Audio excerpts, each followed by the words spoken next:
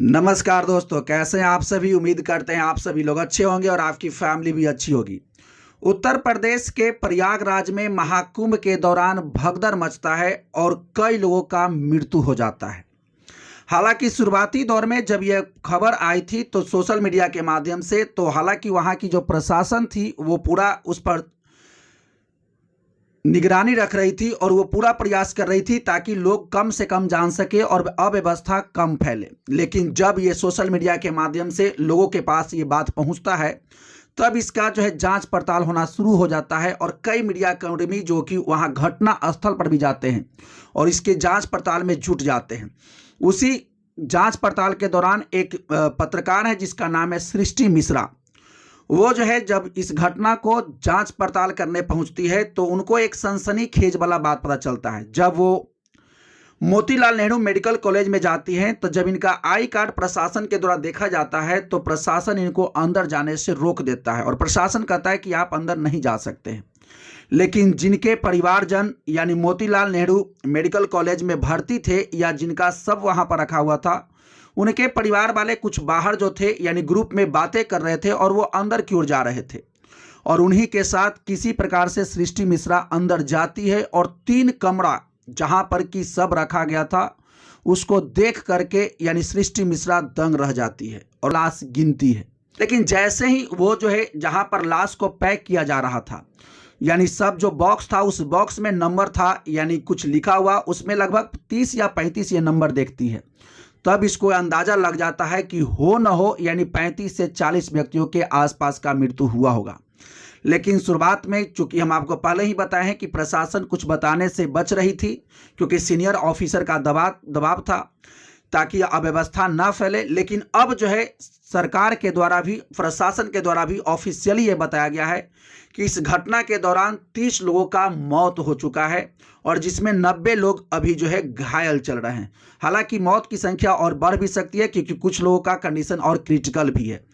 देखिए, इतने चूंकि हम सभी लोग जानते हैं कि ये महाकुंभ जो कि 12 वर्ष के बाद लग रहा है और ये महाकुंभ का विशेषता तो और खास करके अच्छा है क्योंकि ऐसे ऐसे 12 महाकुंभ जब 12 बार लगा है तब जाकर के ये संयोग बनता है, क्योंकि ये 144 साल बाद लग रहा है और दोबारा भी ये जब लगेगा 144 साल बाद लगेगा।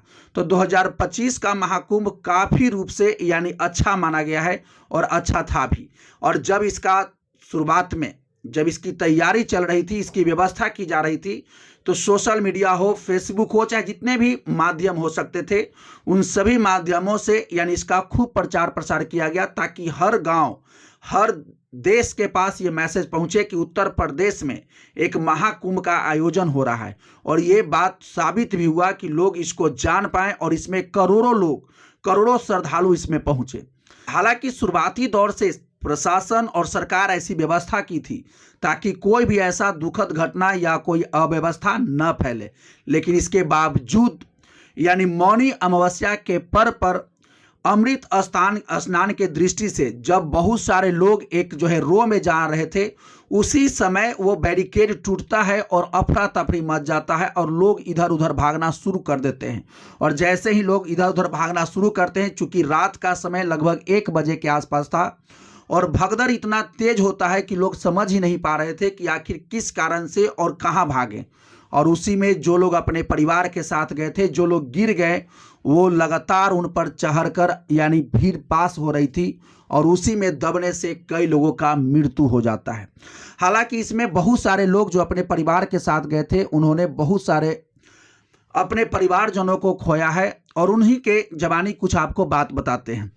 मध्य प्रदेश के लक्ष्मी बताती हैं कि यानी वो अपने परिवार के साथ यानी महाकुंभ में आई थी, जो कि उनके साथ उनकी माँ आती है और उनकी बेटी आती है और इस घटना के दौरान, इस भगदड़ के दौरान उसकी माँ का मृत्यु हो जाता है। एक व्यक्ति जो कि 47 नंबर खंबे के पास खड़ा था, जब मीडिया कर्मी उससे पूछते हैं तो वो बताता है कि हम अपनी जो है माँ के साथ यहाँ पर आए थे। एक हाथ में मेरा बैग था और दूसरी हाथ में माँ का हाथ था। लेकिन जब ये भगदड़ मचा तो हमने तो पूरा प्रयास किया कि बैग छूटे तो छूटे लेकिन माँ का हाथ नहीं छूटना चाहिए। लेकिन माँ का हाथ छूटता है और वो व्यक्ति की माँ जो है अब नहीं मिल रही है और लगातार वो रो रहा है।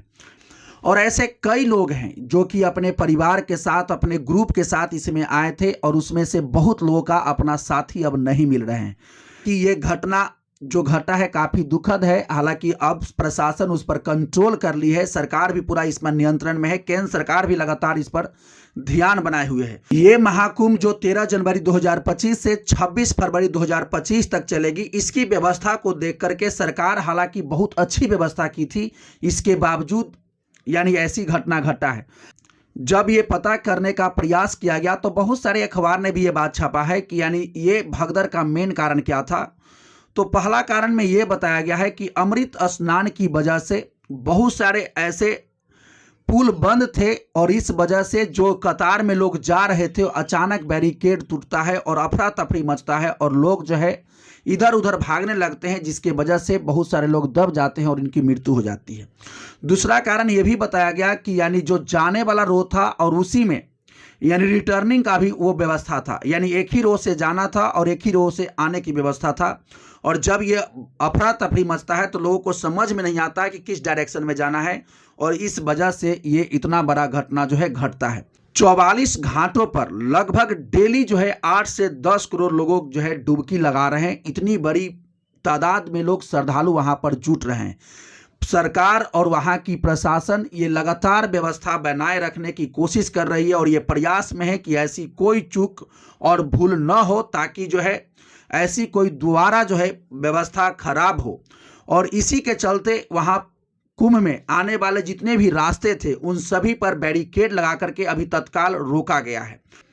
और सरकार और प्रशासन ये लगातार व्यवस्था कर रही है कि ताकि अब यहाँ जो है ज़्यादा लोड ना पड़े और यहाँ तत्काल जो है लोगों को कंट्रोल किया जा सके। और लोगों को कंट्रोल करने के व्यू से यानी जो वहाँ की आने का जो रास्ता था, जो बॉर्डर था, बहुत सारे रास्ते को बंद किया गया है और लोगों को रोका गया है। और उस रोकने की वजह से बहुत सारे ऐसे सड़क और रोड हैं जो कि कई किलोमीटर तक कई हजार गाड़ियां उसमें लगी हुई है और बहुत सारा रोड तो जाम हो चुका है। और इसी में हम आपको बता देते हैं कि बधोई जो कि है 20 किलोमीटर लंबा जाम लग चुका है, क्योंकि प्रशासन वहां पर अभी एंट्री के लिए बैन लगा चुकी है। चित्रकूट में भी इसमें भी ये जो है 20 किलोमीटर लंबी जो है कतार में गाड़ियां खड़ी हुई है। कौशाम्बी, प्रतापगढ़, मिर्जापुर और रीवा, ये सब जितने भी बॉर्डर लगे हुए थे वहां आने के जो रास्ते थे उन सभी को भी तत्काल रोका गया है ताकि भीड़ को कंट्रोल किया जा सके। लेकिन अब प्रशासन अपने मुस्तैदी से काम कर रही है, पूरा प्रयास कर रही है कि सभी चीज़ों को हाथ में लिया जाए, कंट्रोल किया जाए। और सरकार भी पूरा प्रयास कर रही है कि जितने जो एक्सपर्ट हैं जो महाकुंभ में लगातार ड्यूटी कर रहे हैं या कर रहे थे पहले कभी भी, उन्हीं को एक्सपर्ट लोगों को फिर से भिड़ाया जाए और इस चीज़ों पर नियंत्रण पा लिया जाए। हालांकि अभी तत्काल ये चीज़ें कंट्रोल में अब आ चुका है, अब व्यवस्था ठीक ठाक चल रहा है। सरकार और प्रशासन ये लगातार व्यवस्था में जुटी हुई है कि जो व्यवस्था हुआ था उसको कंट्रोल किया जाए और सरकार इस पर कंट्रोल कर भी ली है और लगातार ये प्रयास कर रही है कि जो लोग इसमें जो है घटना में यानी घायल हुए हैं उसका इलाज किया जाए और उनका इलाज भी हो रहा है।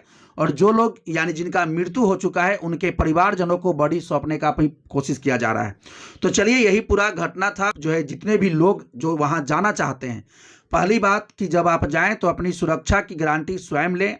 और हालांकि वहां प्रशासन तो व्यवस्था की हुई है, लेकिन जो भी अफवाह वाली बातें हो उस पर आप ध्यान न दें और जो है अपनी व्यवस्था के साथ साथ लोगों की भी सुरक्षा की कोशिश करें,